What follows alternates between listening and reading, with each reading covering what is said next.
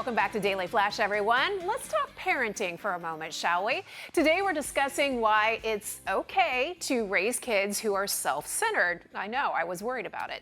But it doesn't sound right maybe, but hear me out. Kids who are allowed to experience themselves fully and build a strong sense of self are better equipped to truly consider others as they grow up. Here to talk more about this is parenting coach and expert Katherine Sellery. Hey there, Katherine. Thanks so much for joining us. Welcome back. Hi, it's so great to be back. Thank you so much. This is one of my favorite topics because parents intuitively are always conditioning their kids to be considerate of other people.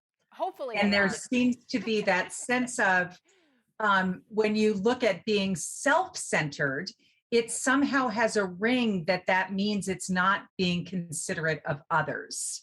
And that's where I think we're really going to hone in today. Yeah, well, I'm really curious to see what you have to say about this because it's a topic in our household. I only have one child, and these are conversations that we have all the time about him Nice. interacting with other people and, thinking Mhm. about what they might be feeling also. So, Which is super important too. I love yes, that. yes. Yes. All right, so you talk about 3 times it's okay for your child to be self-centered. Let's start with the first one. It's when they're developing their sense of self. Yes. So babies haven't yet developed a sense of otherhood. So, they can't identify a big toe from a pinky toe. They also can't even identify this is where I stop and the other person starts. So there's undifferentiated consciousness. So when we have that, we have to understand that they're not yet getting other people have needs. So we need to encourage our children, first of all, to develop a sense of self that is actually like distinct from the other. And that strong sense of self helps children develop the skills they need for self direction, healthy autonomy, so that when you ask someone how they're feeling, that child has actually learned, oh, when this something comes up for me, that's a feeling. And another adult has actually reflected it back to them. So they're beginning to get a vocabulary and a sense of this is my feeling world. That's very interesting. I never thought about breaking it down that way. You say that another time it's appropriate to allow them to be self centered is when they're not yet ready to share.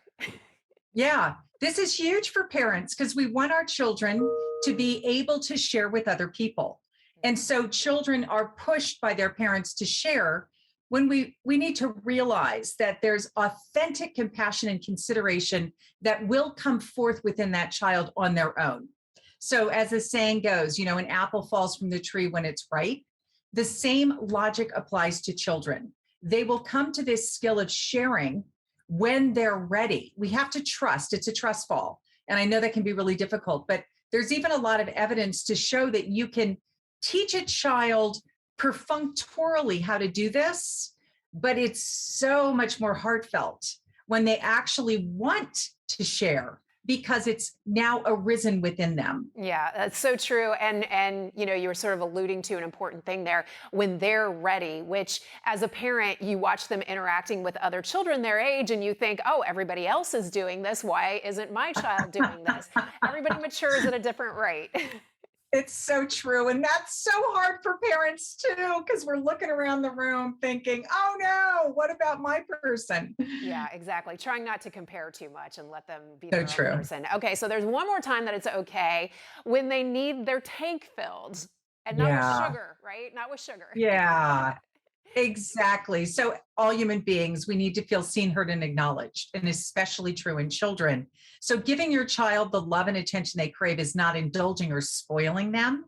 In fact, the underpinnings of narcissism begin when children are denied the attention that they need, and then they grow up craving it their whole lives. Yeah, it's weird though because my son is now 14 and I would love to give him lots of love and attention, but he doesn't want it anymore. I know. All right, Catherine, well, this was quite interesting. Thanks so much for the insight. And where can we go for more information? Yes, you can go to consciousparentingrevolution.com. All right, love it. Thanks so much. We'll be right back with much more. Thank you.